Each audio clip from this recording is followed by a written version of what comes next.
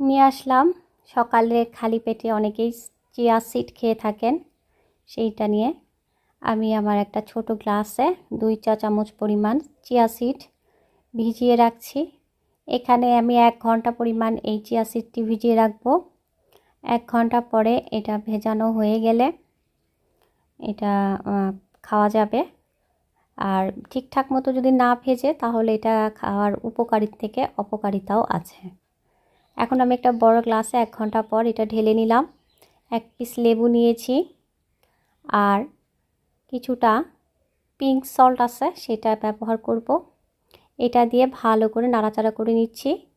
ভালো করে নাড়াচাড়া করে একটু পানি মিশিয়ে 1 গ্লাস পরিমাণ চিয়া সিড আমি তৈরি করে নিলাম। সকালে খালি পেটে এই চিয়া সিডটা খেলে শরীরের জন্য অনেক উপকারী। আমি তো প্রায়ই খাই, আপনারাও খাবেন। খুব উপকারী একটি জিনিস। দেখুন আমার চিয়া সিডটা রেডি হয়ে গেছে।